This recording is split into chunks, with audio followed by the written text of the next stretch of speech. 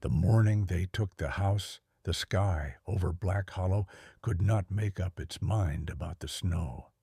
It hung low and gray over the ridgeline, the color of an old kettle, and the wind moved through the dead oaks with a dry, papery sound, the way it does in the last week, before winter settles in for good.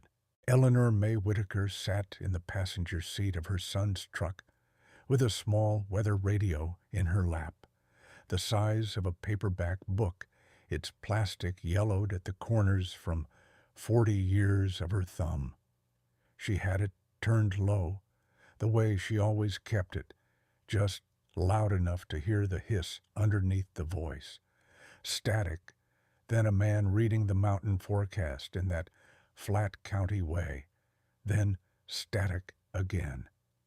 To most people, that sound was nothing. To Eleanor, it was almost a heartbeat.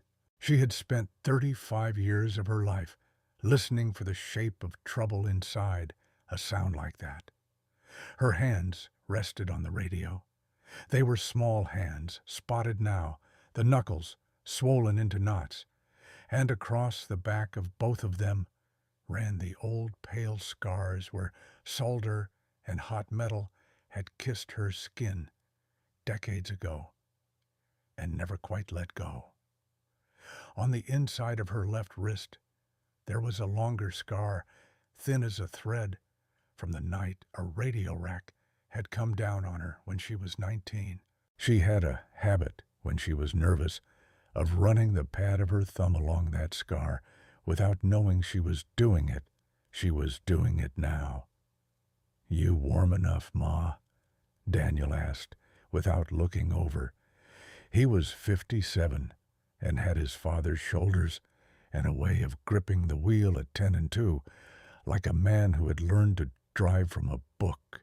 He had been quiet the whole way up from the rehabilitation center in Marlinton, 40 minutes of switchbacks and one-lane bridges, and his quiet had a texture to it she did not like. Eleanor had raised 2 boys. She knew the difference between a son who was tired and a son who was carrying something he did not want to set down in front of you. "I'm fine," she said. She was not fine, exactly. The hip still spoke to her when the truck leaned into a curve, a bright complaint deep in the joint where the surgeon had put the new metal in 6 weeks ago now. But she had walked the length of the therapy hall on her own 2 feet before they discharged her, cane and all. And she had told the girl at the desk she'd be baking her own bread by Christmas. She meant it.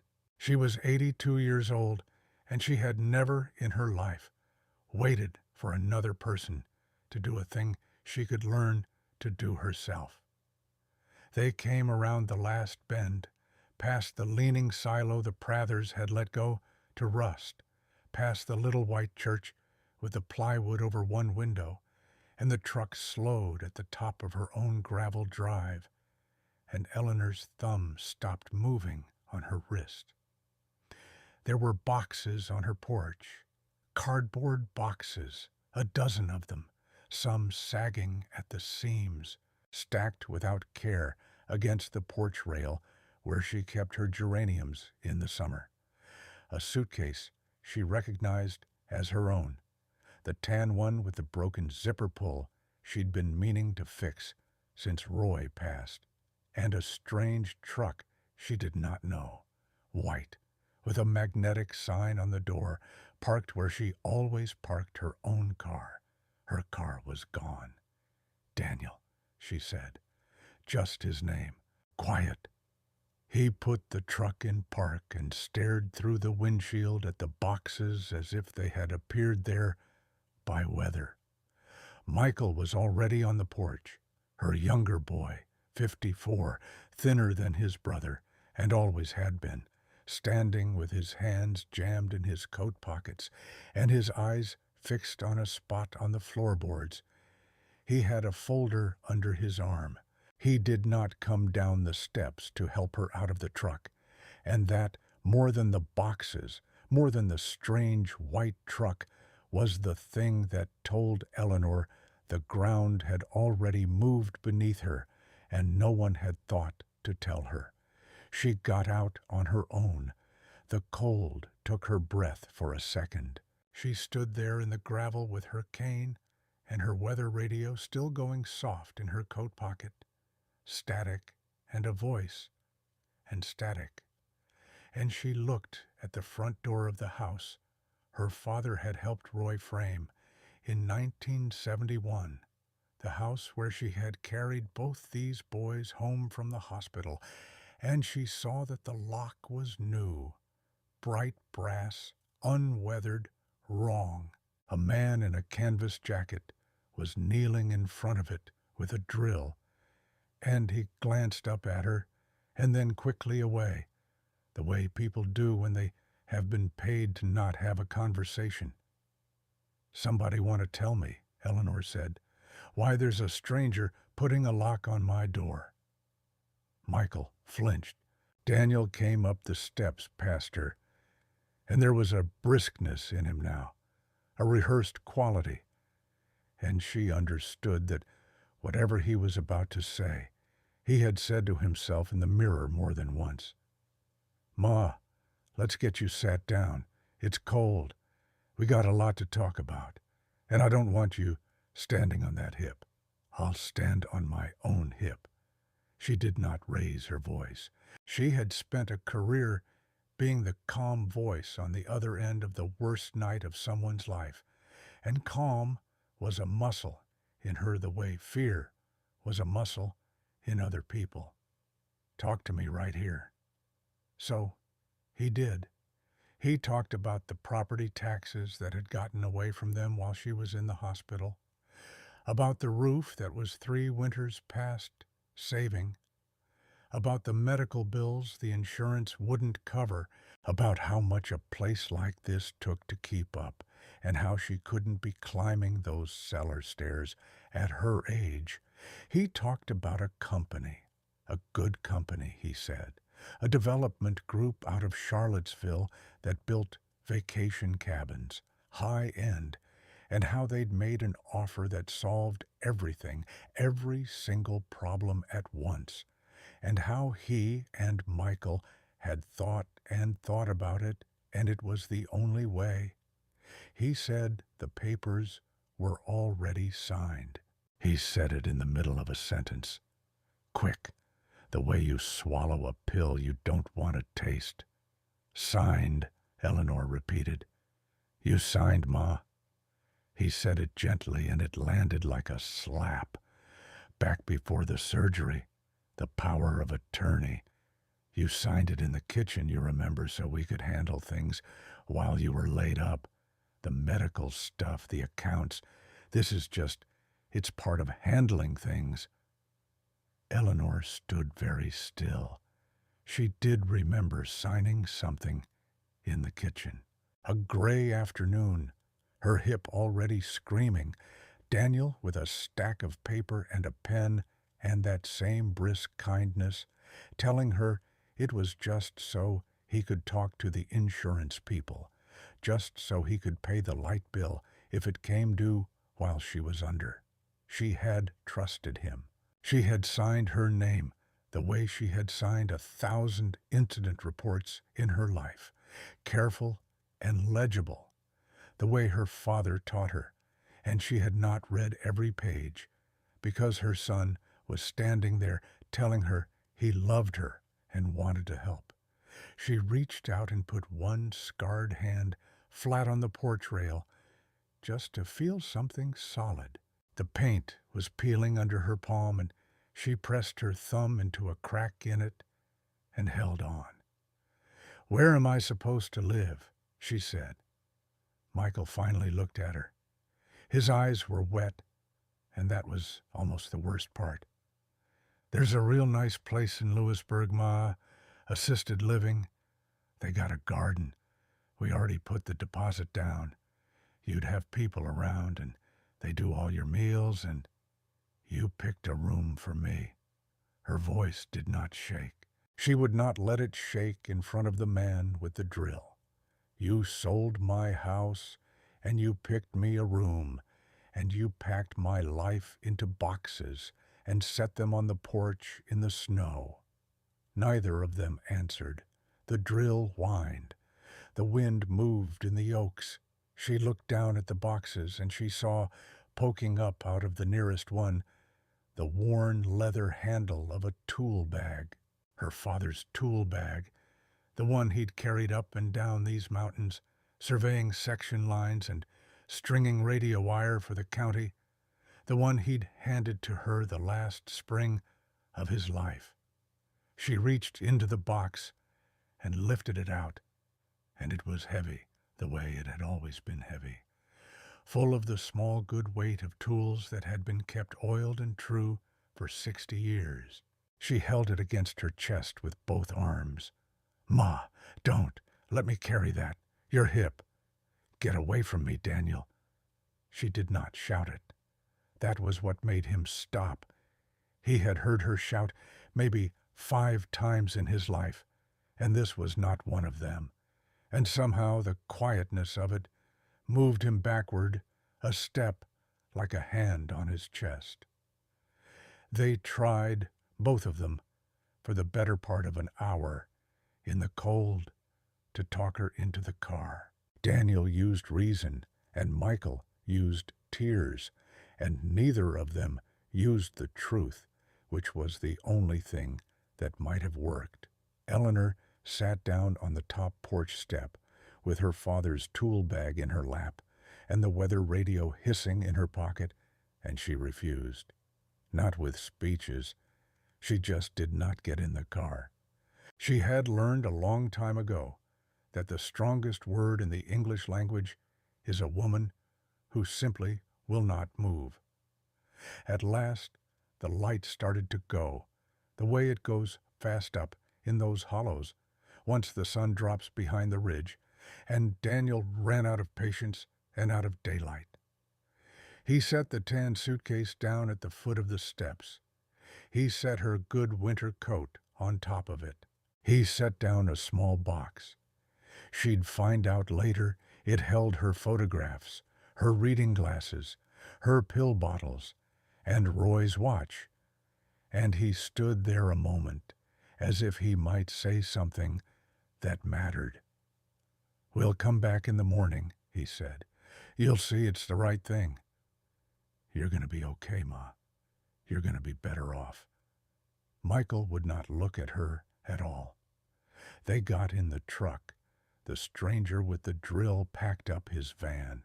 Headlights swung across the front of the house, across the new brass lock and the dead geranium stalks and the boxes.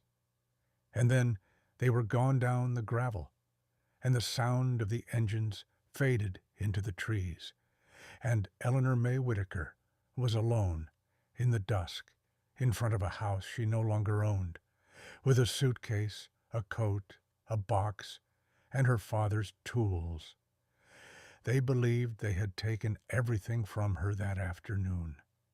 The house, the land, the money in her account, the last of her name. They drove down that mountain sure of it, sure enough, to sleep. And here is the thing they never once considered, the thing not one of them had thought to ask, in all their arithmetic of debts and deeds.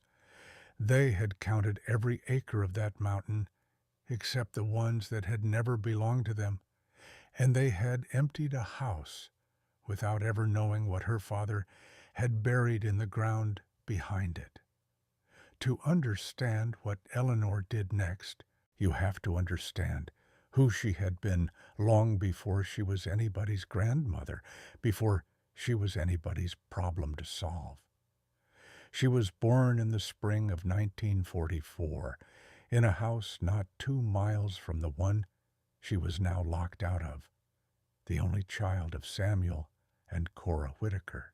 Her father was a surveyor for Pocahontas County, and in a place like Black Hollow, that meant he was the man who knew where everything was and where everything ended, where one man's timber stopped and his neighbor's began, where the old section corners were driven, where the springs rose, and where the water had the right to go.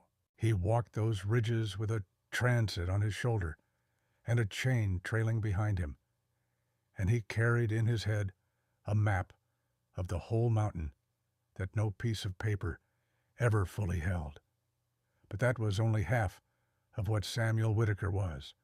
In those years, in the deep cold of the early Cold War, the county had need of men who understood radio, and Samuel understood radio the way some men understand horses. He kept the sheriff's sets running and the fire company's sets running.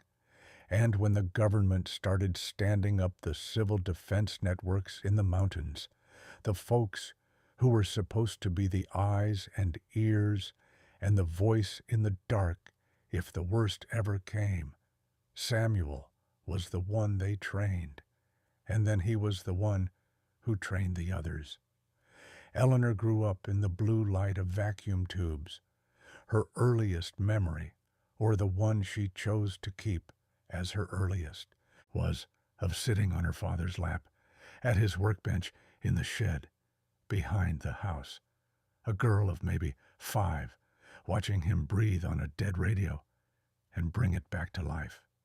The smell of that shed was the smell of her whole childhood: hot solder, machine oil, the sharp tang of flux, and under it all the mineral cold of the mountain coming through the plank walls.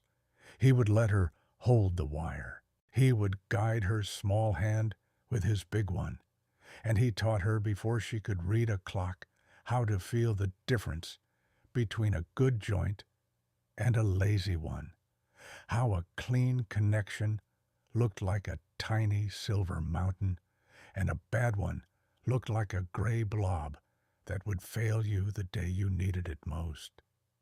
A joint you can't trust, he told her, is worse than no joint at all.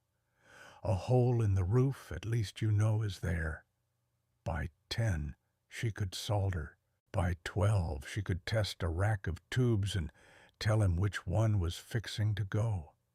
By 14, she was reading his topographic maps like other girls read magazines, tracing the brown contour lines with her finger, learning to see the shape of a mountain in the crowding and thinning of those lines, learning what a surveyor's marks meant, scratched into a boundary stone or blazed into the bark of a witness tree. He taught her that a corner of the earth could be lost, and then found again by anyone patient enough to trace the record back to where it began. He taught her that paper rots and memory lies, but the land does not move, and if you knew how to read it, the land would always tell you the truth about who it belonged to.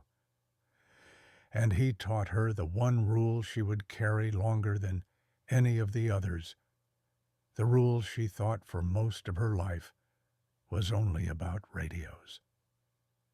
They were in the shed one night, late, a storm coming down the valley, and a fire call had gone out over the county set, and the report was all wrong. A barn on fire, they said, up on Cranberry, but the direction of it, the strength of the signal, none of it sat right with Samuel. He held up one finger to her, the way you'd hush a child, and he leaned into the set and worked the dial, and listened, and traced that voice back through the static and the bounce and the weather until he found where it truly came from. And it was not Cranberry at all. It was a set of ridges over, and a man's whole life would have burned to the ground while the trucks went the wrong way if her father had simply believed the sound that first reached his ear.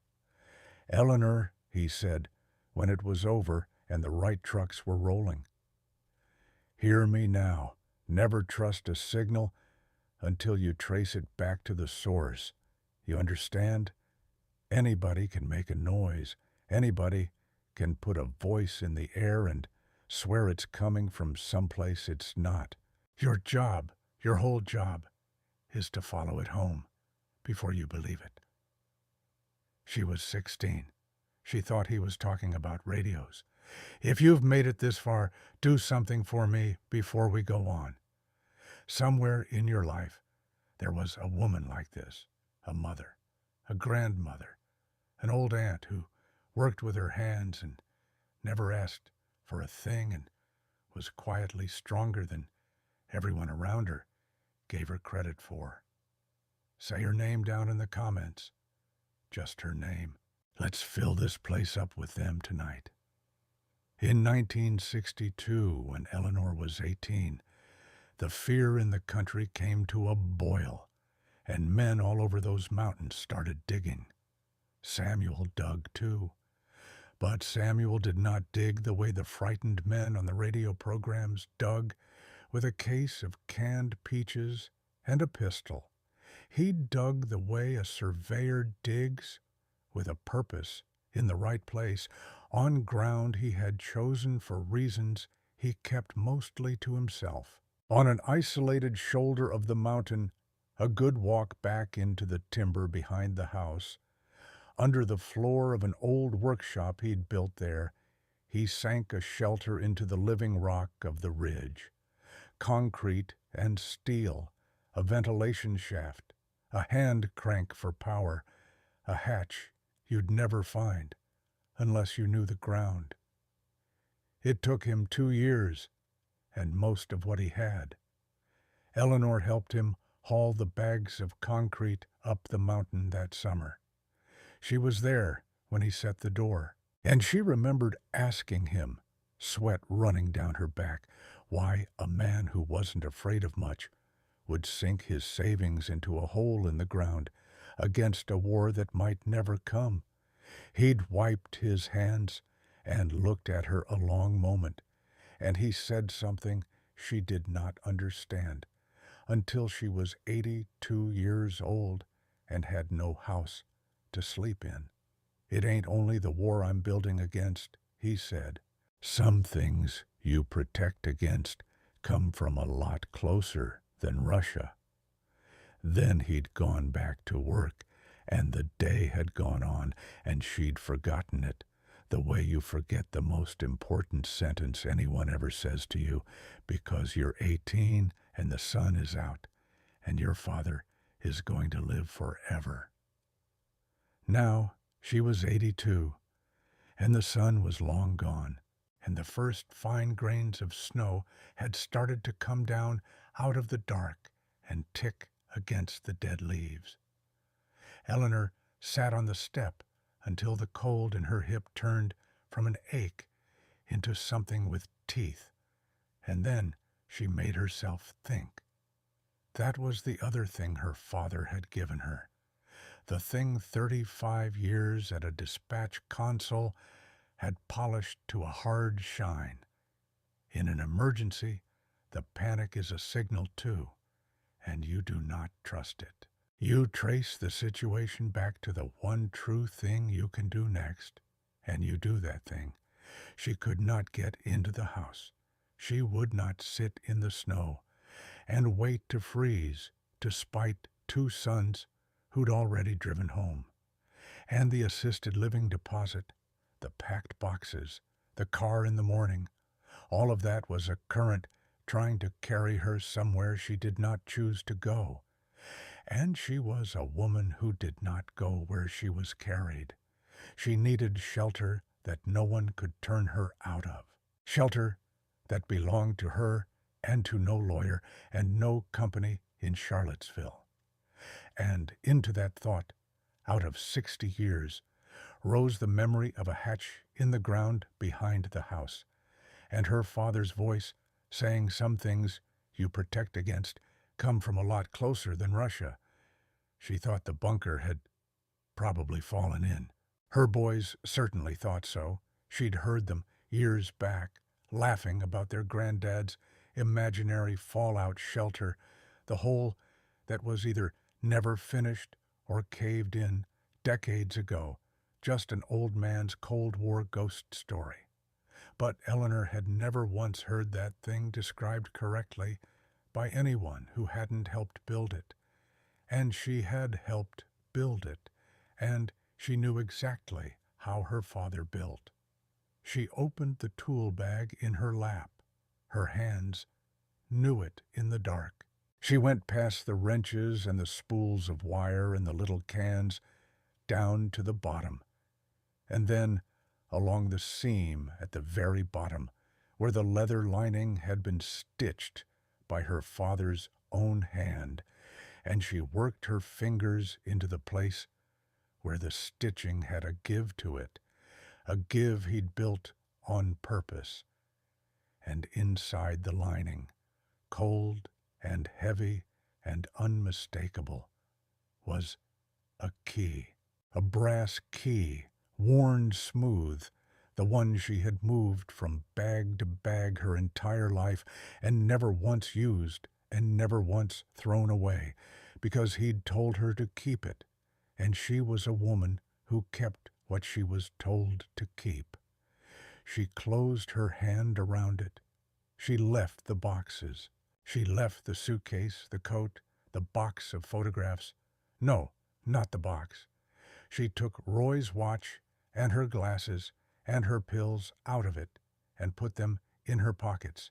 And she took the small flashlight she kept in the tool bag, and she took the bag itself, because a woman does not walk into her father's house without his tools.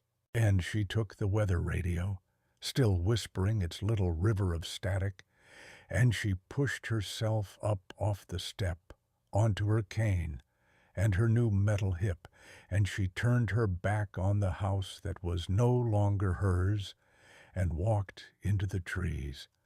It was not a long walk in daylight for a young woman. It was a very long walk in the dark, in the snow, for an old one. The path had grown over in 50 years. The timber had come back thick, and roots reached for her cane, and twice she went down onto one knee in the wet leaves and had to talk herself back up the way she'd talked strangers up off the floor over the phone. She followed the ground the way her father taught her, not the trail, which was gone, but the shape of the land, the fall of the water, the old cut where the workshop road had been. The flashlight made a small brown tunnel in front of her. Behind her, the snow was already filling in her tracks.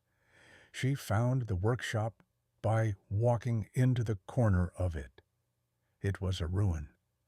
The roof was mostly down, the walls leaning in on themselves, black timbers furred with moss. But her father had not built the shelter under the part of the workshop that fell. He'd built it under the far corner, the corner over solid rock, and when she cleared the fallen boards and the drift of dead leaves and got the flashlight down onto the floor, there it was, a steel hatch, rusted the color of dried blood, set flush into a slab of concrete, with a raised lip her father had poured so the water would run off and away. It had not caved in. It had not filled with water. It had waited. The key was stiff. Her hands were stiff too, and cold, and the old scars ached the way they always ached in cold. But she had opened 10,000 stubborn things in her life, and she leaned her whole small weight onto that key and felt deep in the mechanism.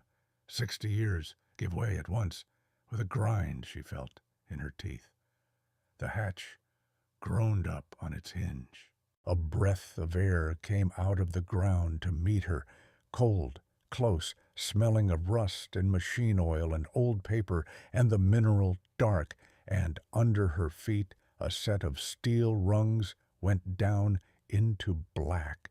She climbed down into her father's shelter with a flashlight in her teeth and her father's tools on her shoulder, one careful, rung at a time, an 82-year-old woman lowering herself into the ground while the snow came down over the mountain above her. It was smaller than she remembered, and it was full of ghosts. Her light swept across it. Shelves of swollen cans, their labels long gone to mold. 2 bunks with the ticking rotted off them. Racks of gray equipment. A bank of glass batteries gone dry and cracked. Boxes of paper the mice had been at. A shortwave set the size of a footlocker, dead and dark. And on the far wall, mounted where her father would have wanted it, the reason she had really come, though she hadn't let herself say so on the walk, the hand crank, the generator, the heart of the place. She set down the tool bag. She sat on the edge of a rotten bunk for 1 minute to let her hip stop screaming. And then she got up, because sitting was not the thing to do next. Cleaning the contacts was the thing to do next. She worked in the dark by flashlight, the way she had worked in the dark 1,000 nights of her life. She found the crankshaft seized with rust and worked oil into it from a can in her father's bag. She traced the wiring with her fingers, following each line back to where it began, checking every lazy gray joint against the clean silver ones, and where the wire had rotted through, she cut it and stripped it and made the connection true. Her hands remembered what her mind had half forgotten. Hours went by, or maybe it was less. Time went strange down there. And at last, she wrapped both scarred hands around the crank handle, set her feet, and turned. It fought her. Then it gave. Then it spun. And somewhere in the walls a bulb she'd rewired flickered, died, and caught. A small, warm, unsteady light. The first light in that room in over half a century. And the shadows fell back into the corners, and Eleanor Whitaker stood in her father's shelter, with her chest heaving, and looked at what she had brought back from the dead. She was smiling. She couldn't have said why. She was 82 and homeless and buried in a mountain in the snow, and she was smiling like a girl of 10 who had just fixed her first radio.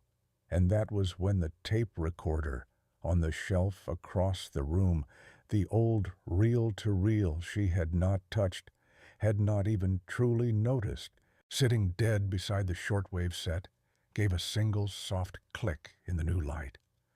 And then, faint under the hiss of the crank still winding down, from a machine that had no business making any sound at all, it began, very slowly, to turn. The reel turned half a revolution and stopped. Eleanor stood very still, the crank handle still warm in her hands, and watched the tape hang there in the amber light, caught between one moment and the next. Then it did not move again. Whatever charge she'd coaxed into that machine had been enough to wake it, and not enough to make it speak. And for a long moment, she simply looked at it, at the 2 gray reels and the little window where the tape crossed the head. And she felt her heart going harder than the walk down the rungs could account for. She knew that machine, not this exact one, but its kind.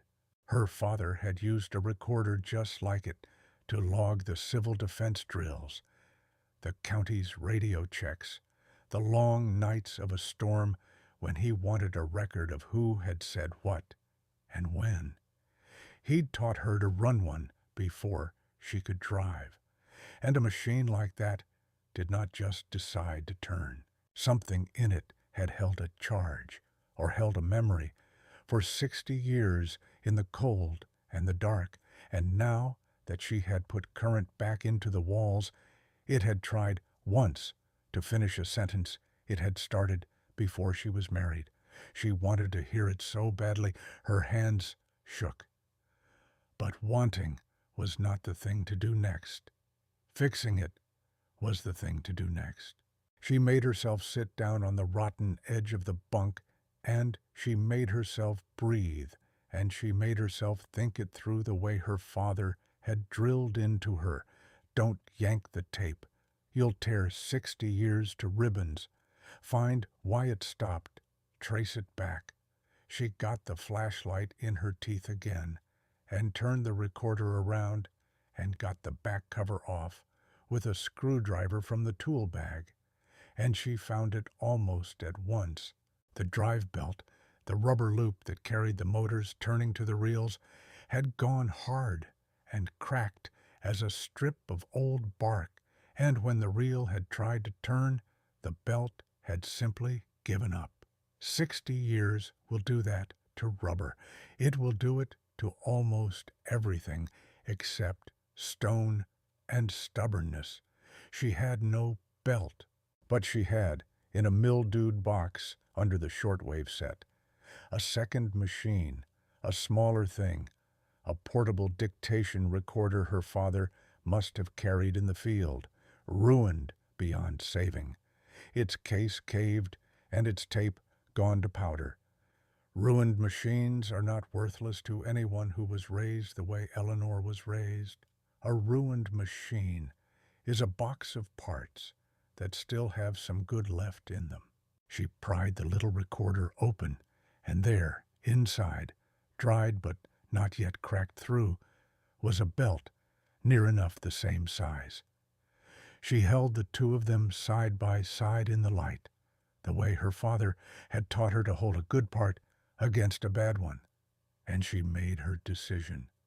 To fit it, she had to take the head assembly half apart, and to see what she was doing, she had to steady her hands, and her hands would not steady, because her hands were 82 years old and cold, and had spent the afternoon holding onto a porch rail, while her sons explained why she no longer had a home. So she did what she had done 1,000 nights at the console when the shaking wanted to start. She put herself somewhere else. She let her hands work the small familiar work, and she let her mind walk back up the mountain into the past, where it was warm and where her father was still alive. She had married Roy Coleman in the fall of 1967 when she was 23, in the little white church with the good windows still in it, and her father had walked her up the aisle in a suit that smelled faintly of solar, no matter what her mother did to it. Roy was a mining man, not a mine owner.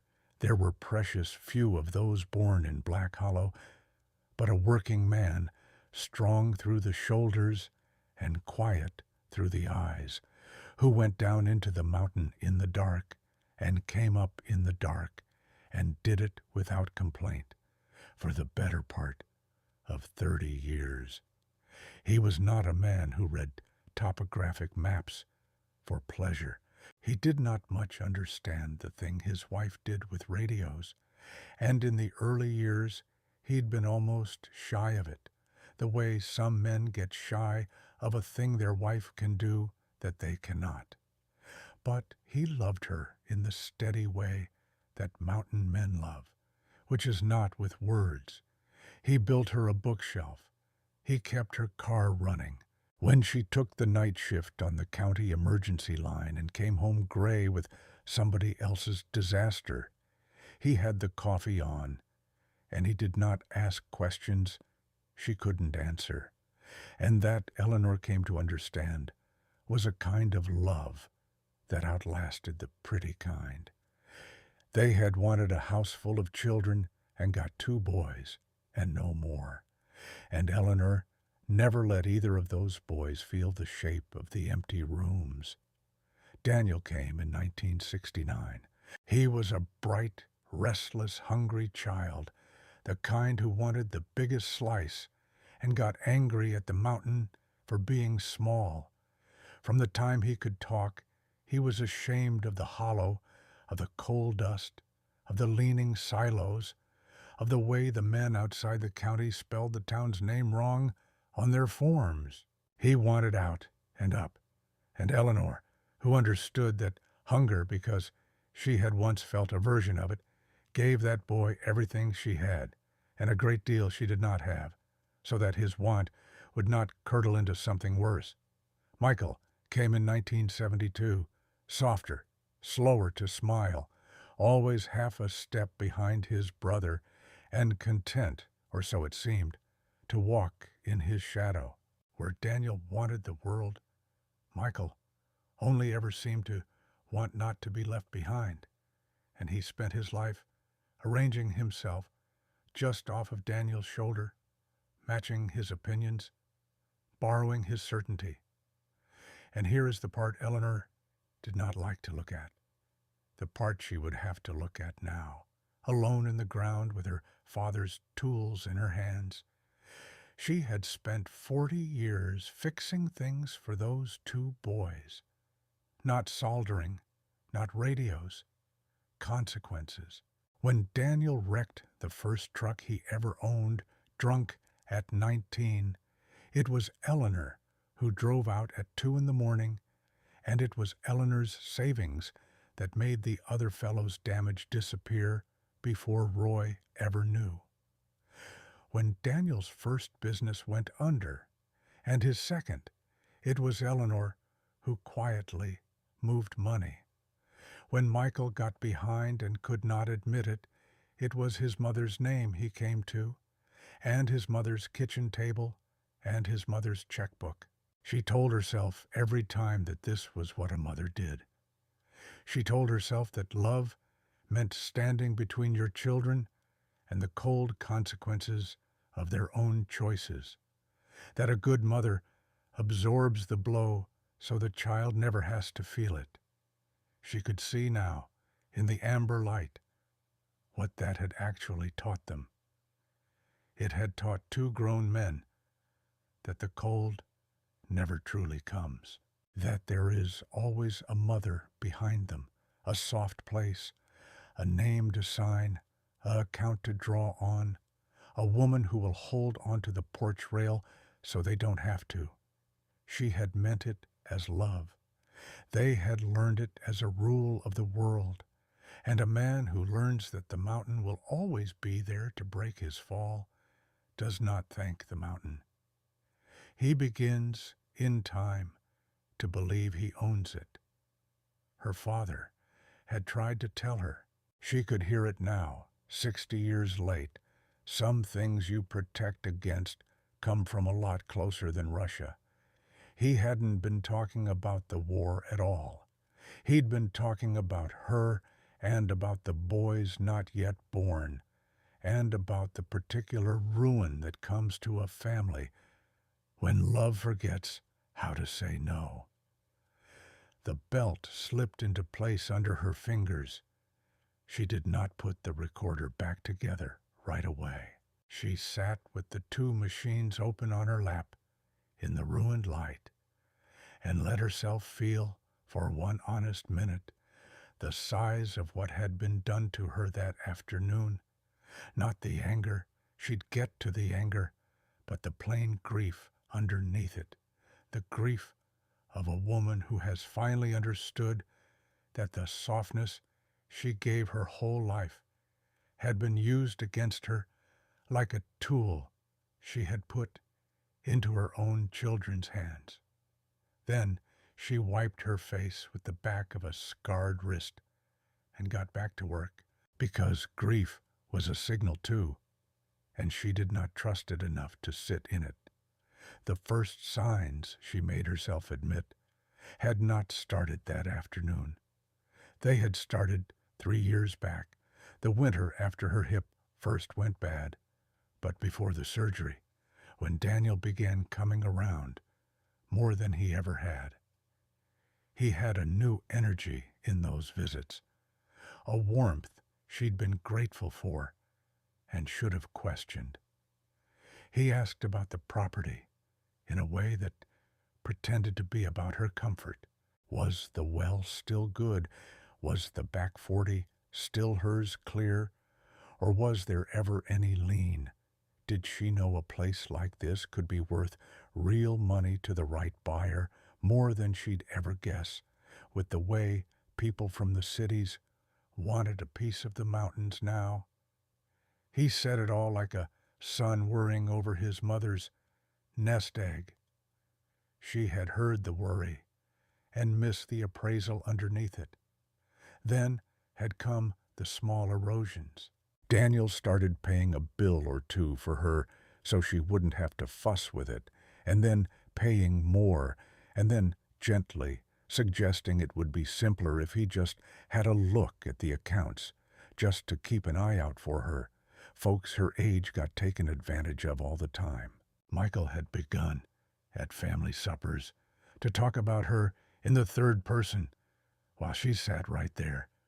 She really can't be climbing those stairs. She forgets things. Don't you, Ma? Building, brick by brick, in front of witnesses, the story of a mother who could no longer be trusted with her own life. She had let them. She had thought it was concern.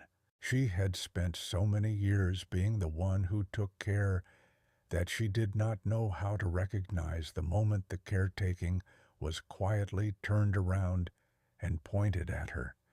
And then the hip had failed for good, and the surgery had been scheduled, and Daniel had come to the kitchen with a stack of papers and a pen and a briskness she now understood. He had rehearsed. Just so I can handle things while you're laid up, Ma. She had signed. Of course she had signed. He was her son, and he was standing in her kitchen telling her he loved her, and she had built her whole life on the belief that you could trust the voice of someone you loved. She had spent that afternoon breaking the one rule her father gave her. She had trusted the signal without ever tracing it back to the source. Well, she was tracing it now. She fit the last screw and turned the recorder right side up on the shelf and connected it to the battery bank she'd nursed back to a thin, uncertain life. She checked every connection along the way, clean silver, not lazy gray, following each wire back to where it began, because she would not be fooled twice in one day, not even by her own repair. Then she wrapped her hands around the crank one more time and gave the walls current, and she reached out and pressed the play lever down with one finger, and she held her breath. Nothing. Hiss. The long, familiar hiss of tape moving across ahead, the sound that had been the floor under her whole working life, and under it, nothing. She had done everything right, and the tape was blank, or the recording was gone, 60 years of silence wound onto 2 reels, and something in her chest began, quietly, to fall. And then, out of the hiss, thin and far away and unmistakable, a man cleared his throat. Eleanor's whole body went rigid. She knew that throat. She had known it before she knew her own name.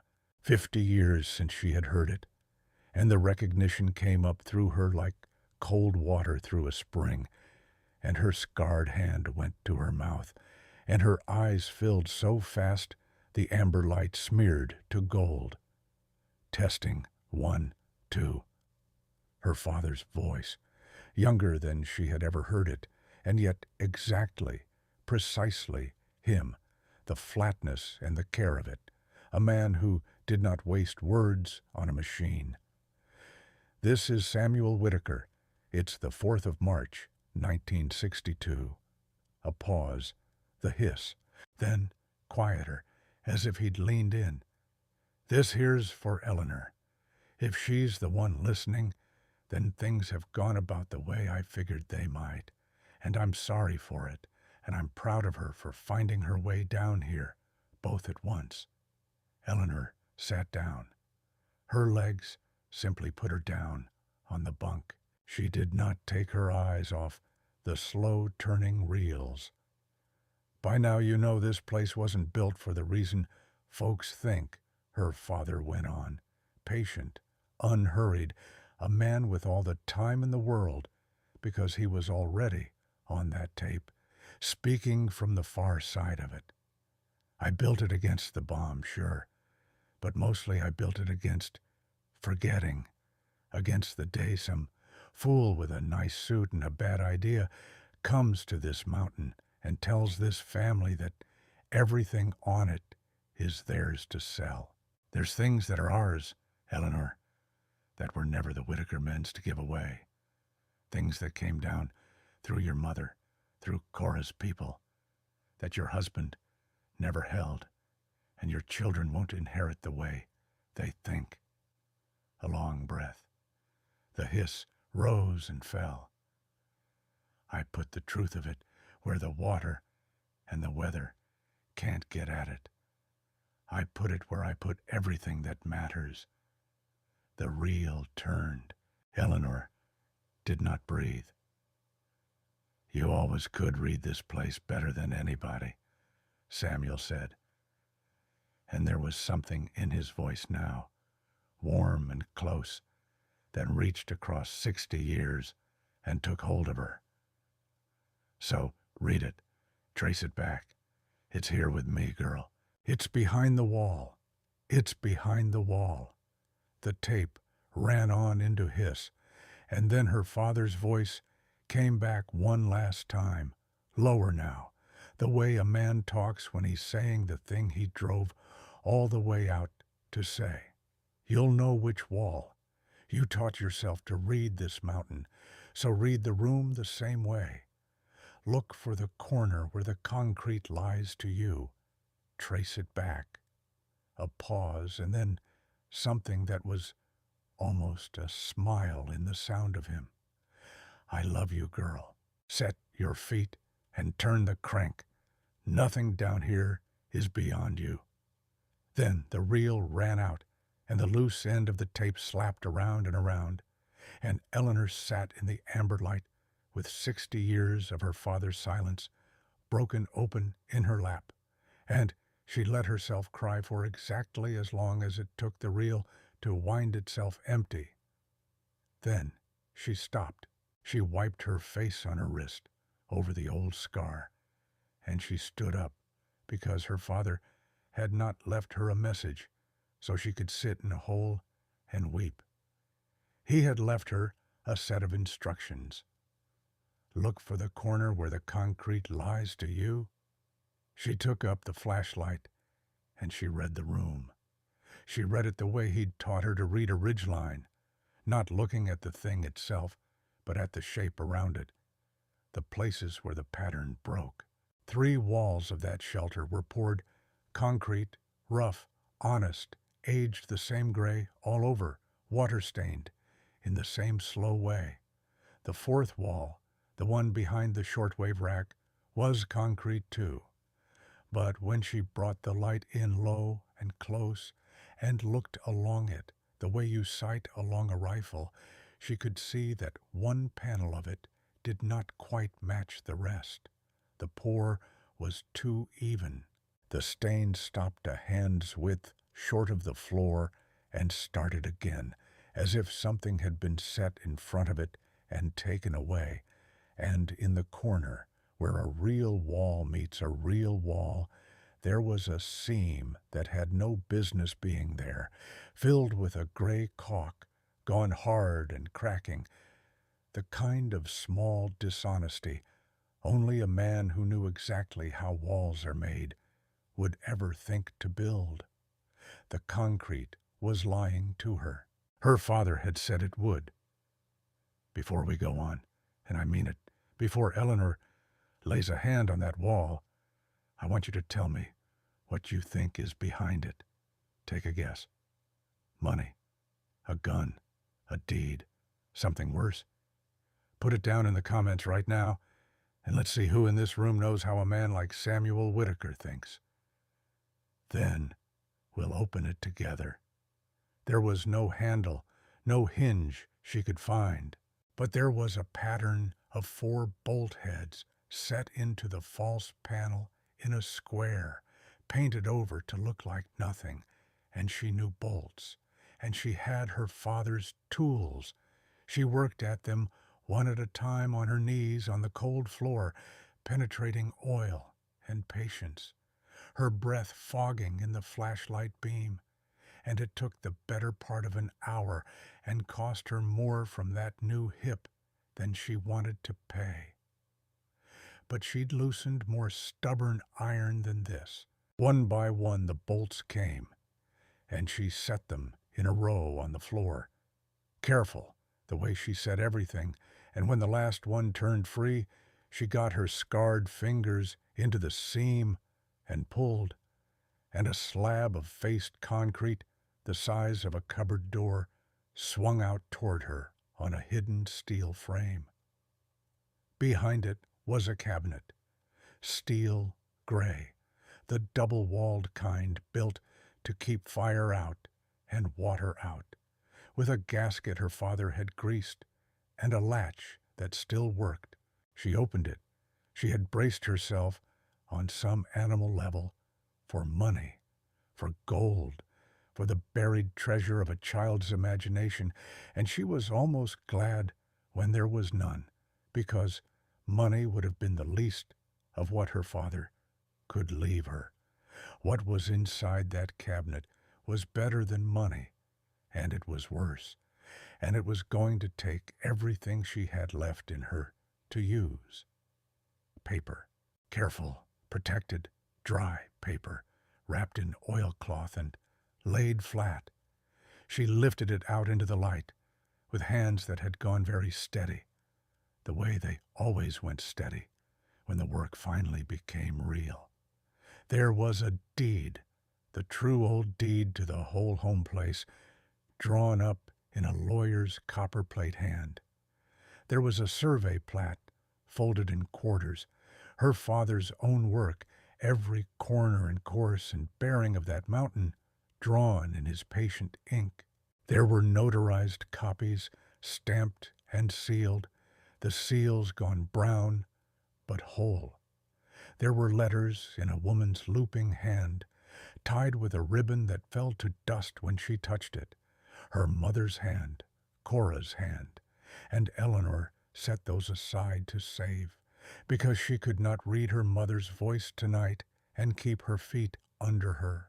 There were papers about a family trust, an old one, older than her son's, and there was a document she recognized because she had signed one just like it in her kitchen 6 weeks ago, a power of attorney, but not the same one.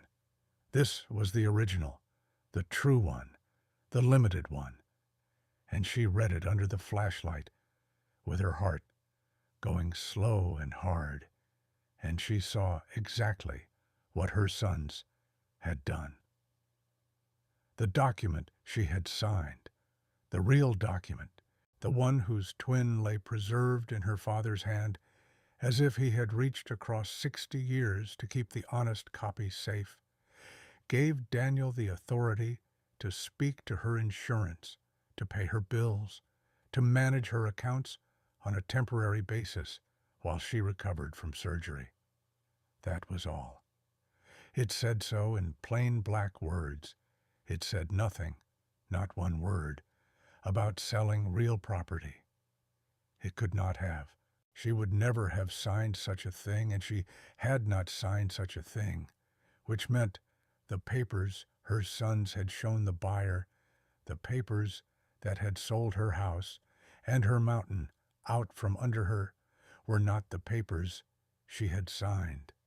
Somewhere between her kitchen and Charlottesville, pages had been added. A signature meant for one small, honest purpose had been carried across the line into a crime. She sat back on her heels on the cold floor with the 2 versions in her 2 hands, the true and the false, and she was not crying anymore. Something colder and steadier had come into her, something that had been 35 years at a dispatch console, learning to be calm inside a catastrophe. She had traced the signal back to the source, and the source was not confusion, and it was not her failing mind, and it was not a mother too old to keep her own affairs. The source was a lie, drawn up on purpose, signed in her name by men she had spent 40 years catching before they hit the ground. She did not sleep that night. She wrapped herself in her good coat and the rot-free blankets she found sealed in a footlocker, and she kept the crank turning just enough to hold a thin light, and she made a plan, because a plan was the thing to do next.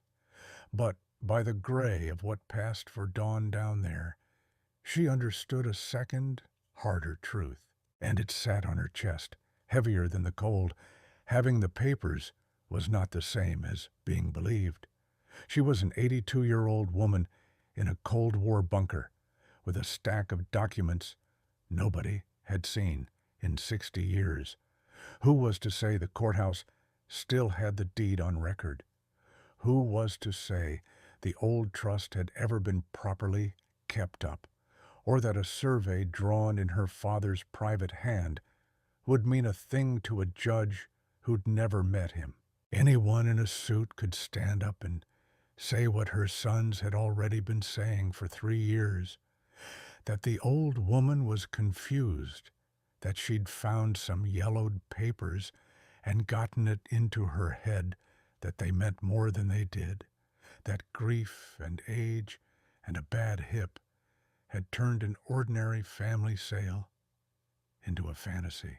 The deed could be real and still be useless if she could not prove it was real, and prove it against men who were younger and steadier on their feet and had a company's lawyers behind them. She needed help, and here was the thing that had always been hardest for her, harder than any bolt or any wall. She had to ask for it. So she did the one thing she knew how to do, better than any person left alive in that county. She went to the short wave. The big set had held its ground better than she'd feared. She spent the morning bringing it back the way she'd brought back everything else. Clean the contacts, trace the wire, feed it careful current from the bank she'd nursed. And when at last the dial lit its small dim orange, she found the old frequency by feel, the county civil defense channel her father had helped lay out before she was married, the one the volunteers still guarded out of habit and stubbornness. She keyed the handset, and she sent the way her father taught her, slow and clear, no wasted words, giving her location by the landmarks that would mean something to anyone raised on that mountain. Then she wound the crank, and she sent it again and again. And when the light in the shaft told her it was full morning above, she left the set, sending its slow automatic pulse behind her. And she began the long walk back up the rungs and out toward the road, because a signal was only worth sending if you went to meet the answer. Naomi Carter had been a girl of 30 when Eleanor Whitaker taught her to work a radio in a storm. She was 56 now, a paramedic when the volunteer squad needed one in the rural mail carrier the rest of the week, a broad, weathered, unhurried woman who knew every mailbox and every family and every dog for 40 miles of those hollows.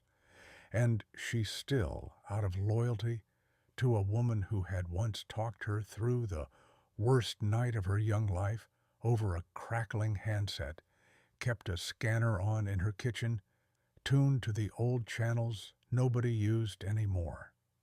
Which is why, on a cold gray morning with snow in the air, Naomi Carter heard something come out of a dead frequency that made her set down her coffee cup and go very still. It was faint, and it was buried in weather, and it should not have been there at all. But she knew the cadence of it, The way you know a voice on the telephone before the person says their name. Slow, clean, no wasted words. Landmarks instead of coordinates. It was the way one single person in the whole world sent a call, the person who had taught Naomi to send hers. And Naomi had thought that person was in a rehabilitation center in Marlinton with a new hip and no radio within reach. She was on the road in 4 minutes. She found Eleanor a mile from the old Whitaker place, on the shoulder of the gravel, moving toward the road one cane step at a time in the falling snow, with a leather tool bag over her shoulder and a look on her face that Naomi had seen exactly once before, years ago, on a fire ground, the look of a person who is not going to stop, whatever it costs, because stopping is not among the options they will consider. Naomi did not make a fuss. That was one of the things Eleanor had always loved in her. She pulled the truck across the road, and she got out. And she said, "Miss Eleanor, your signal was 3 points off center. You're rusty." And Eleanor Whitaker, who had not let herself be soft in front of a living soul since her sons drove down the mountain, stood in the snow, and laughed until she nearly cried. What Naomi did over the next few days, she did exactly right, which is to say she did the parts that were hers to do, and not one part more. She got Eleanor warm and fed, and got the antibiotics into her that the incision needed. She listened all the way through, without once saying, "Are you sure, or maybe you misremember?" Because Naomi Carter had learned a long time ago that when Eleanor Whitaker told you a thing had happened, the thing had happened. And then she did the work Eleanor's hands could no longer do fast enough. She carried a camera down into that bunker, and she photographed every page, front and back, in good light, laid flat, the deed and the plat, and the true power of attorney and the trust, so that whatever became of the paper, the record, would exist in 100 places at once. Never depend on a single copy of a thing that matters, Eleanor told her. And Naomi, who had been taught by the same teacher once removed, understood.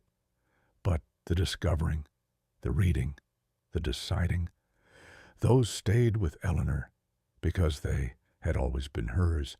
It was Eleanor who read the plat and found the thing her sons had never known to look for. Naomi drove her to the county building in Marlinton, and Eleanor sat at the public records desk with her reading glasses low on her nose and traced the old survey against the current tax maps, the way her father had taught her to trace a boundary in the field, line by line, corner by corner, back to where it began. And there it was, plain as a section stone once you knew to look. A parcel, roughly 14 acres, running along the creek and up the far shoulder of the mountain. The parcel with the workshop on it. The parcel with the bunker. The parcel with the spring. It had never belonged to the Whitaker men. It had come down Cora's line. Her mother's. People had held that strip and its water since before the coal came. And Cora had deeded it, quietly and legally, and long ago, to her only daughter, Eleanor, alone. Not to Samuel, not to Roy, not to the boys. It sat outside the home place her sons had sold, a separate thing with a separate history, recorded, taxed, and forgotten by everyone but the woman who now stood at the courthouse counter with her father's plat in her hands. And it changed everything. Because the company out of Charlottesville had bought the mountain to build its road and its luxury cabins, and Eleanor, standing at the map, could see with a surveyor's eye what the buyers in their suits had never checked, the only grade the road could take, the only way in that wasn't sheer rock, ran straight across her 14 acres, across the spring, across the little bridge her father had poured over the creek.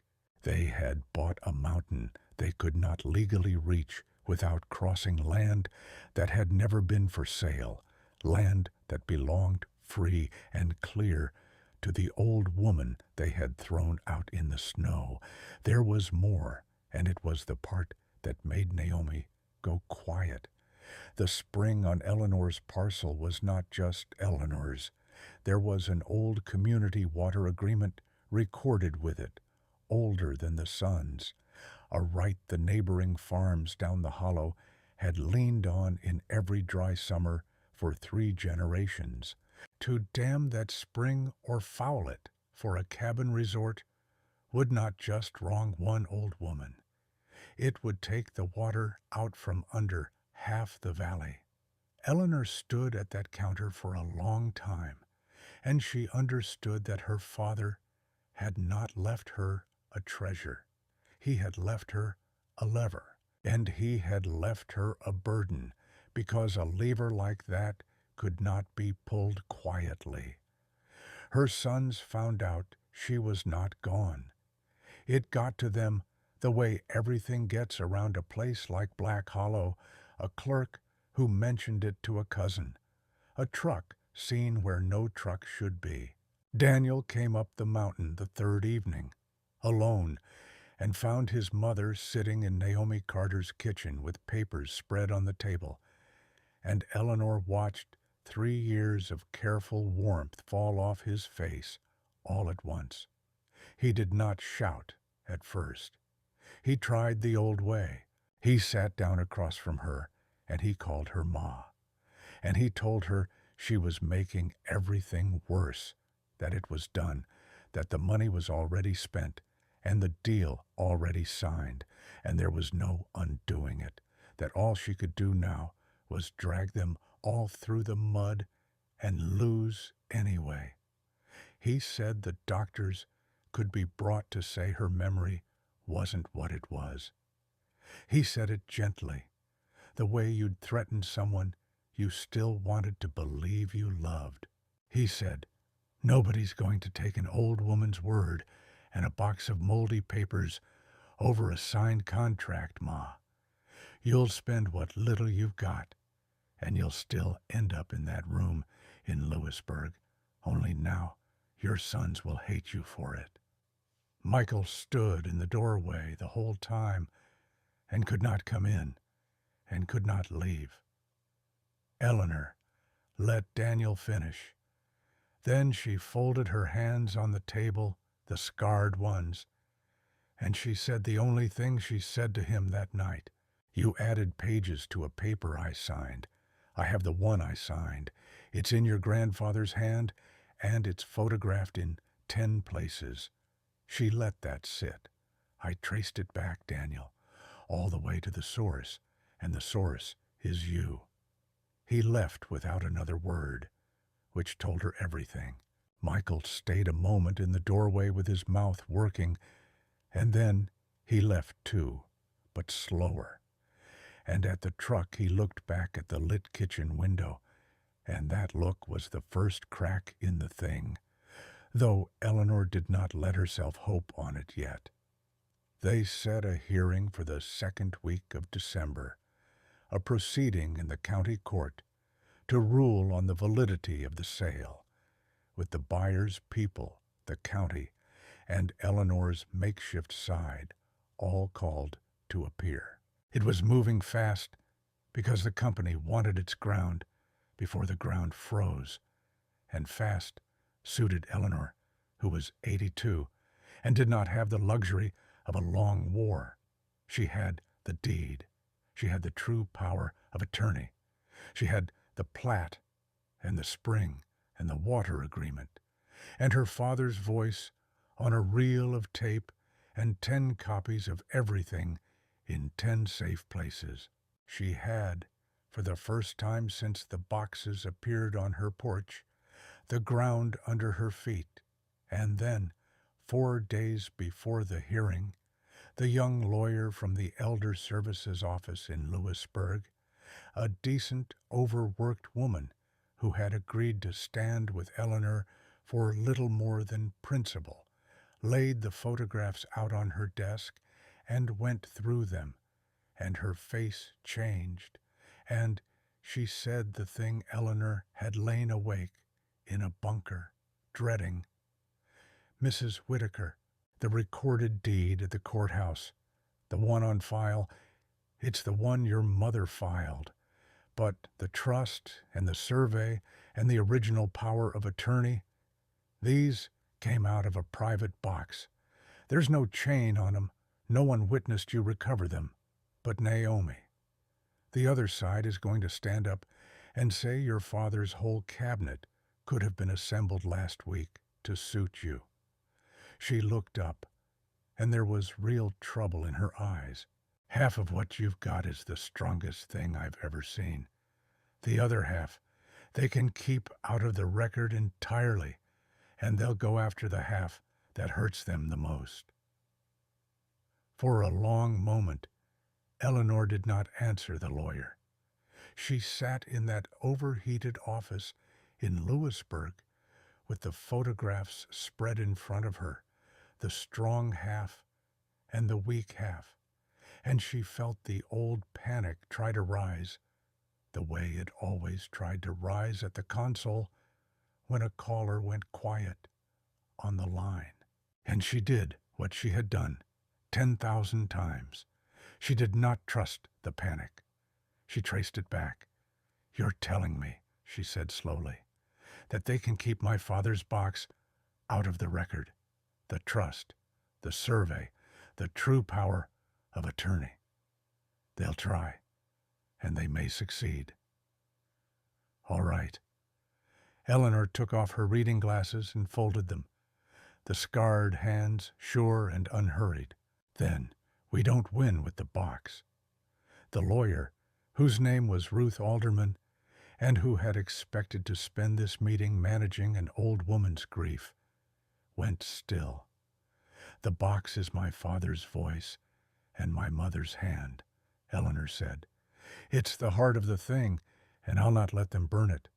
But a heart isn't a case. You said it yourself.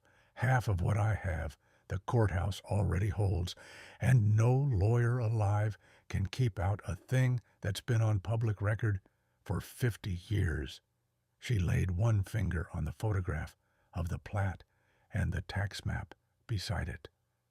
"My mother recorded the deed to those 14 acres before I was married. It's filed. It's taxed in my name. The spring's on it. The water agreement's recorded with it.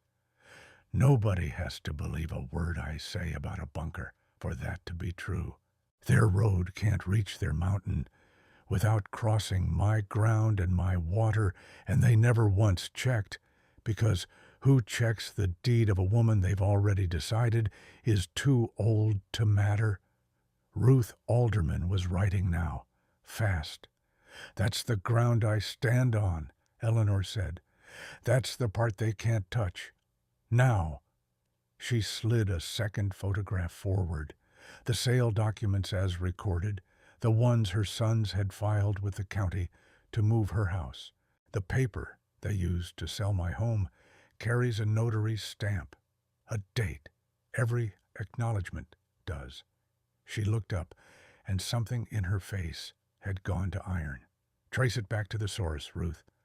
Pull the date they say I stood in front of a notary and authorized the sale of real property. Then pull the hospital's records for that same morning." Ruth Alderman frowned. "What am I going to find?" "You're going to find," Eleanor said, "that on the morning they say I signed away my mountain, I was on an operating table in Marlinton with a surgeon's hands in my hip and a mask over my face. I couldn't have stood in front of a notary that day if the Lord himself had asked me to. I was asleep, She set her glasses back on. I don't need to prove what my father hid. I only need to prove where I was. And the county wrote that down for me, same as they wrote down my mother's deed. The lawyer sat back in her chair and looked at the small old woman across the desk for a long moment, and when she spoke there was a different weight in her voice, the weight of a person who has stopped managing someone and started following them. Mrs. Whitaker, she said, how long did you say you ran the county's emergency line? 35 years. It shows. The dilemma came to her 2 nights before the hearing, and it came, as the worst ones always do, wearing the face of someone she loved. Daniel drove up the mountain, alone, in the dark, and found her in Naomi's kitchen. And this time, he did not try the old warmth, because he knew now it was spent. He sat down across the table from his mother, and for a while he did not speak at all, and when he did, his voice was stripped down to something she had not heard from him since he was a boy who'd broken a thing he could not fix. I'm going to lose the house, Ma, he said. My house, Karen's house, the kids. He turned his coffee cup in a slow circle and did not drink it. The investment I put everything into, it went bad. All of it, 2 years back. I've been drowning ever since. When I saw what this place could bring, I told myself it was already mine anyway, that you'd want us to have it, that you were too old to... He stopped. There's a page in those documents that's got my hand on it, not just yours. If this goes in front of a judge the way it's headed, I don't just lose the house. I go to jail. You understand what I'm asking? You're the only one who can make the worst of it go away. Bury your father's box. Let me give the money back quiet, and let the sale die on its own, and let it be a bad deal instead of a crime. Do that, and nobody has to know what I did. His eyes came up to hers, wet, 40 years old and 11 years old at once. Save me. One more time. You've always saved me. And there it was. The whole shape of her life laid on the table between them. She could do it. That was the terrible part. She had the power now, for the first time, the power to make it disappear, the power to be, one final time, the mother who stands between her child and the cold. Every muscle she had built over 40 years pulled her toward it. Her mother's heart said, he is your boy. He is frightened. Take the blow so he doesn't have to. But she had heard her father's voice out of a machine that had been dead for 60 years. She had listened, at last, all the way through, to a man who had built a shelter, not against a war, but against exactly this, against the day the family forgot that love and consequence are not enemies, that a mountain you never have to earn is a mountain you will one day try to sell.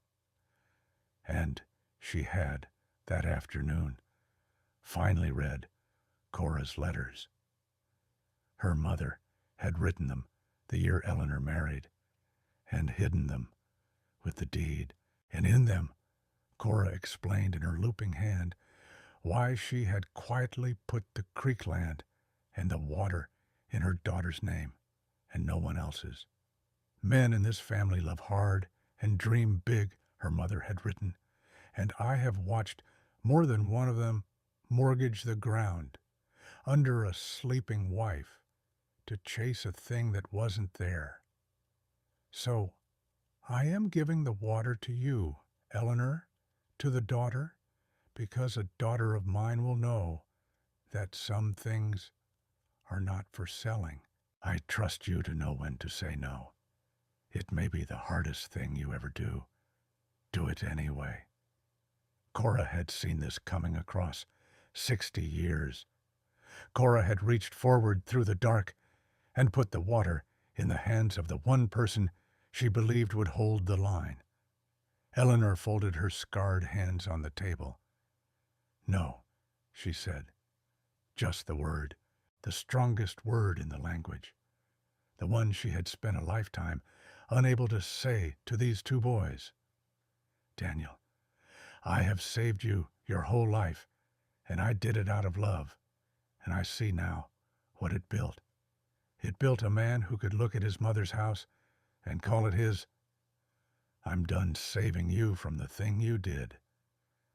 Not because I've stopped loving you. Because I finally understand that catching you every time is how I taught you to fall." Her voice did not rise. It did not have to. "I'll not lie to a court. I'll not bury my father to save you from yourself. You'll answer for what you did, and it'll be hard, and it should be. What I'll do, the only saving I've got left in me, is tell the truth about how much of this was your brother, and stand up and say you were drowning when you did it, so that what comes to you is fair, and not more than fair. That's all. That's the last thing your mother does for you. Not the lie. The truth, told gentle as I can tell it." Daniel sat there a long time.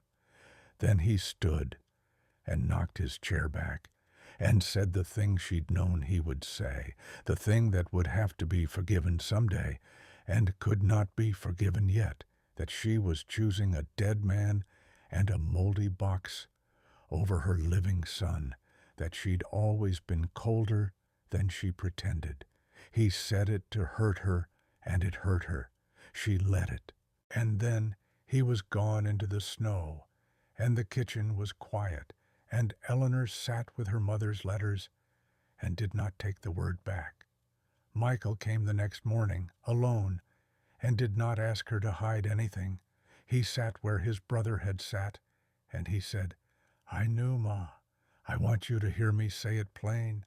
I knew it was wrong, and I did it anyway because I was scared and broke, and Daniel said it'd be fine, and it was easier to believe him than to look at you." He put an envelope on the table, what little he'd taken, what little he had left, every dollar of it. "I can't undo it, but I'm not going to lie either. I'll tell them what I did, whatever that costs me." Eleanor looked at her younger son for a long moment. She did not tell him it was all right, because it was not. She did not forgive him, because that would come later, or it would not come at all. And either way, it was not a thing to hand out cheap. "That," she said quietly, "is the first grown thing I've watched you do."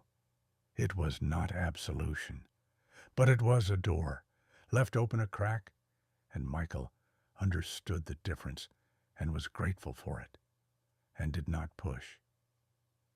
The hearing was held in the second week of December in the old county courtroom in Marlinton, with the radiators knocking and snow ticking against the tall windows. They were all there.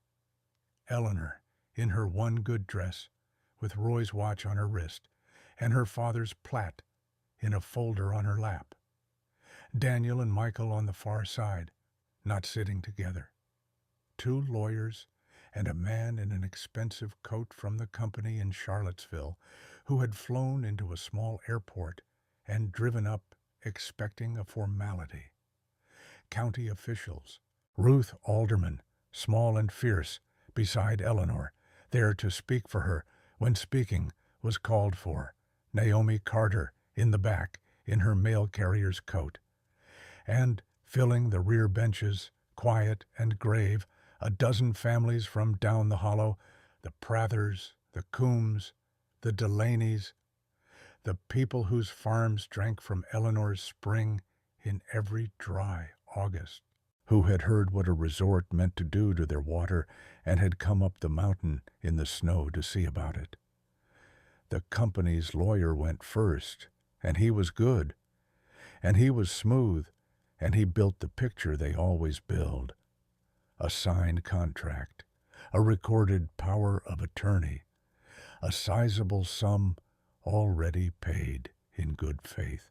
And then, gently, almost kindly, the picture of Eleanor, an elderly woman, recently through major surgery, understandably confused, who had come into possession of some old family papers, and, in her grief and her age, convinced herself of a conspiracy where there was only an ordinary, if difficult, family decision. He did not sneer. That would have been a mistake, and he did not make mistakes. He simply invited the room, with great sympathy, to see a mother who did not fully understand her own affairs. Perhaps, he said, turning to her at last, Mrs. Whitaker, you could help us understand which of these documents you believe you did or did not sign. Take your time. I know the dates and the details can be a great deal to keep straight. And there it was, the oldest trick in the world, the one they'd been running on her for 3 years, the old woman who can't keep it straight. Eleanor stood up. She did not make a speech.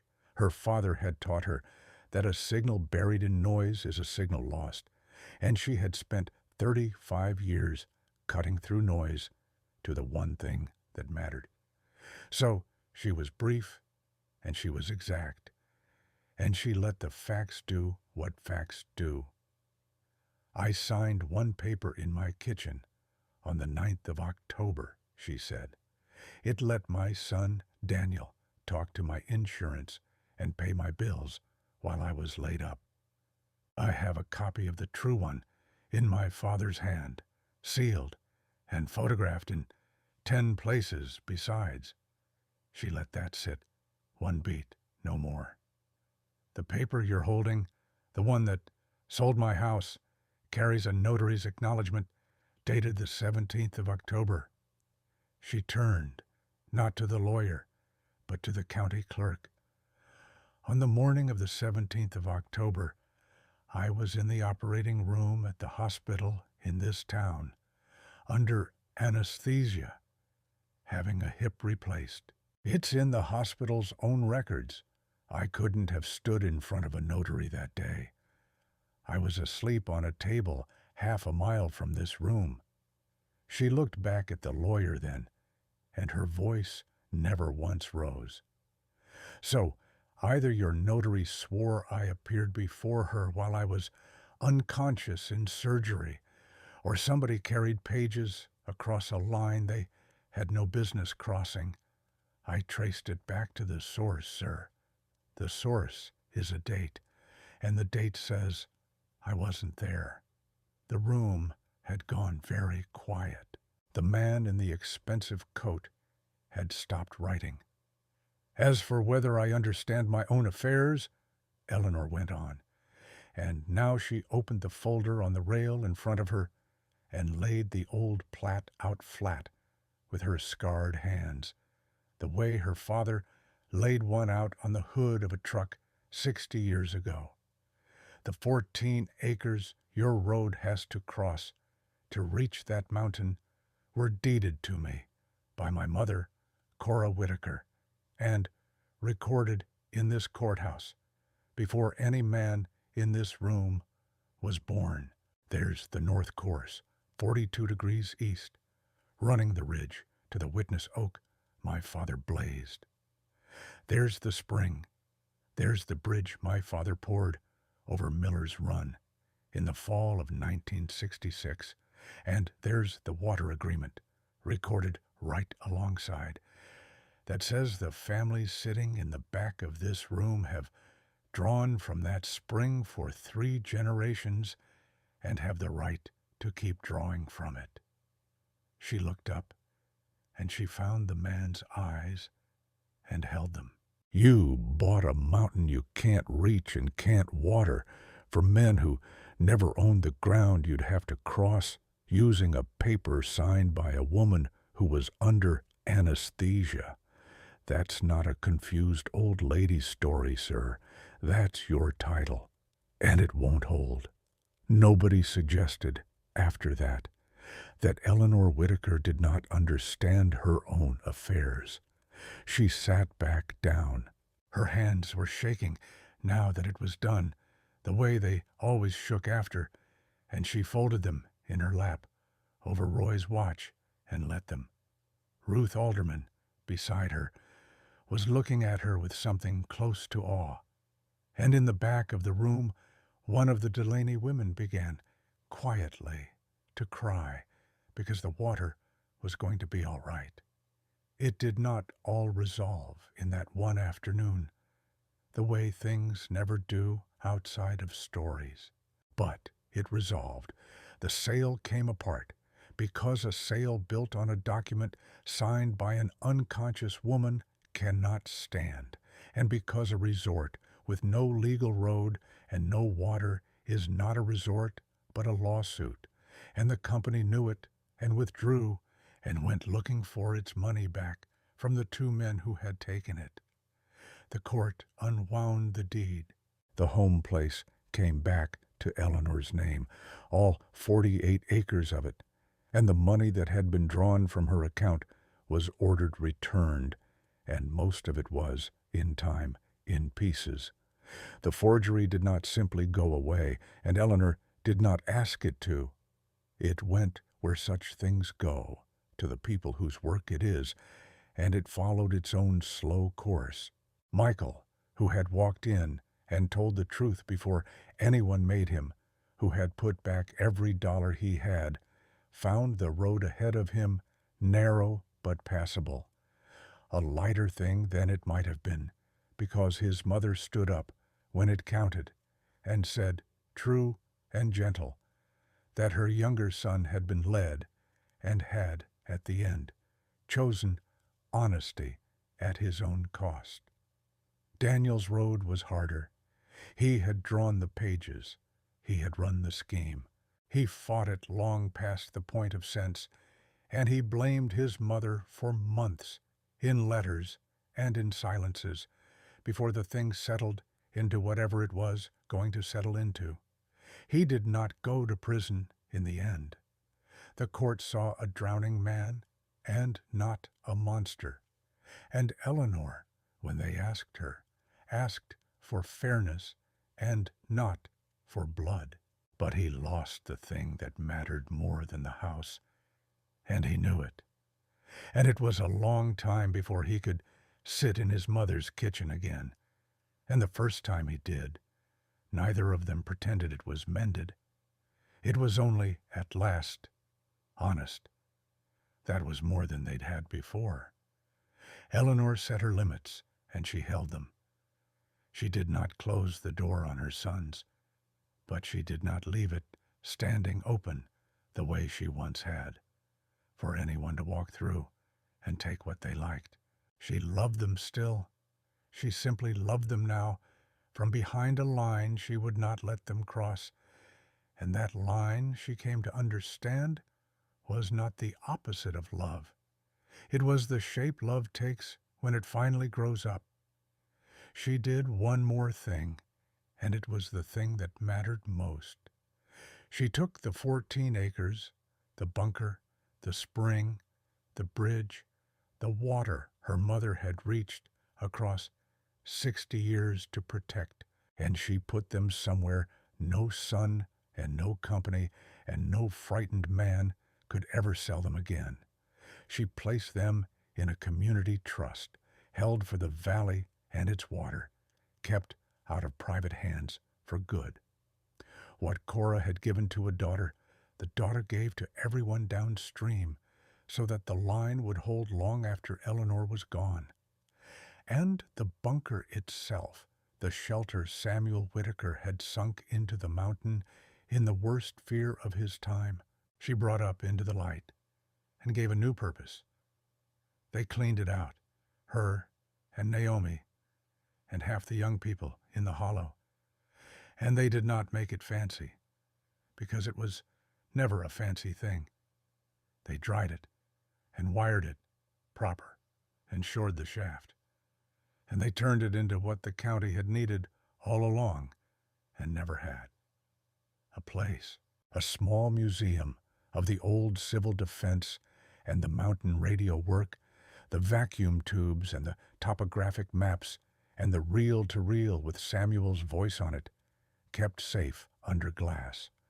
A storm shelter and a communications post for when the weather took the power out, which up there it always would, and a plain steel cabinet, fireproof and waterproof, her father's own design, where the old people of Black Hollow could keep protected copies of the papers that mattered, their deeds, their wills, their true and honest powers of attorney, so that what happened to Eleanor could not so easily happen to them.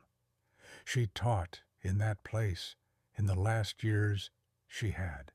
She taught her neighbors how to organize a lifetime of documents so a grieving family could find them. She taught them the marks of a financial swindle, the brisk, kind son with the stack of papers, the pen offered a little too quickly. She taught them never to depend on a single copy of a thing that mattered. She taught the young ones to work a radio in a storm, the way her father had taught her, the way she had once taught Naomi, so the knowledge would not die when she did. The place her father built out of the fear that the world would end became a place that held a small community together against the quieter ends, against being alone, against being cheated, against being forgotten, against having your own life decided for you by people who'd stopped seeing you. Samuel had built a shelter against a fire from the sky. His daughter turned it into a shelter against the cold that comes from inside a family, which is the fire that actually comes for most of us. She was asked once by a young reporter from the paper in Marlinton what the most important thing in that bunker had turned out to be. The girl expected, you could see it, some answer about the deed, or the money, or the water. Eleanor thought about it for a while, running her thumb over the old scar on her wrist. The most important thing down there was never made of steel, she said finally. It was made of memory and proof and the plain nerve to finally say no to the people you love most. That's the only shelter that ever really holds. Before I tell you how it ends, do one thing for me.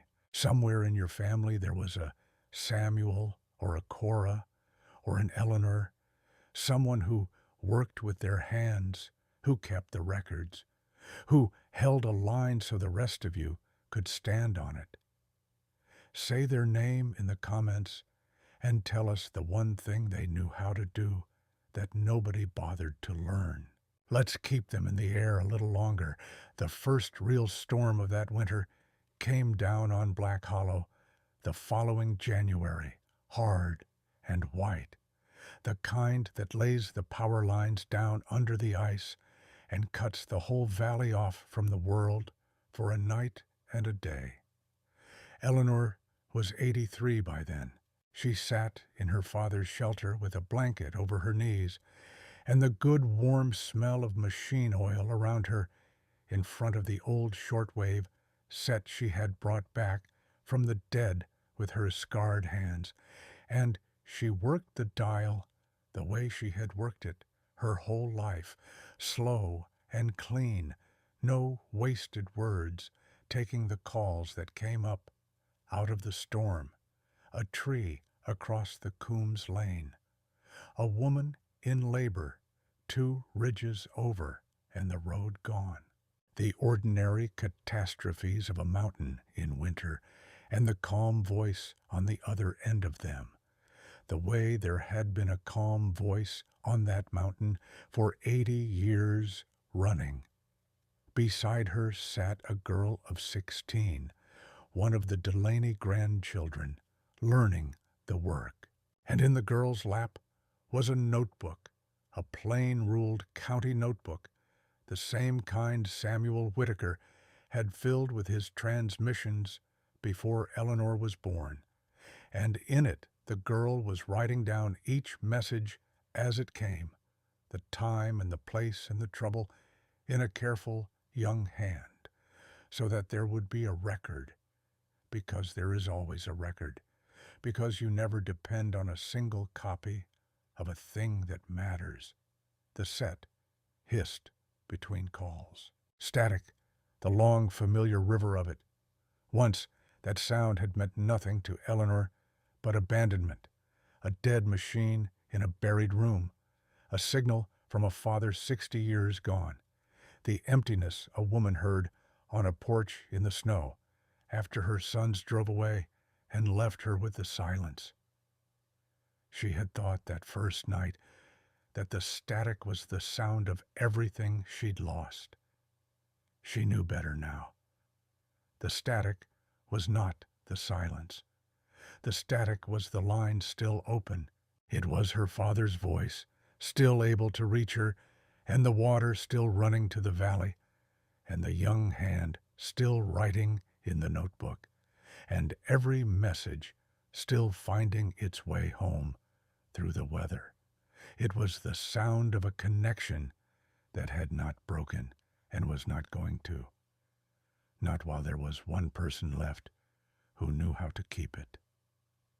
The girl finished writing and looked up.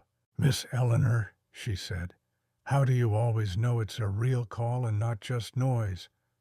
Eleanor smiled and reached out and turned the dial down into the hiss with a scarred and steady hand and listened and traced it home. "You never trust it," she said, "until you follow it all the way back to where it started. My daddy taught me that." She found the signal in the storm, clean and sure. "It's the truest thing I know." Outside, the snow came down over the mountain, and the whole dark valley below had lost its power and its light. But up on the ridge, in a shelter built out of one century's fear and rebuilt out of another woman's courage, a single dim bulb was burning, and an old radio was speaking into the storm, and it was not alone, and it was not afraid, and it was not going anywhere. If this story reached something in you tonight, finish it with me. Leave the name of the person who taught you how to hold your ground, your mother, your grandmother, the old soul who worked with their hands and never asked for credit. Tell us the tradition or the trade they carried, so it doesn't disappear. And send this to the one person in your life who needs to hear that getting older never once meant getting weaker. Then subscribe and stay warm out there, because somebody has to keep the line open, and it might as well be us.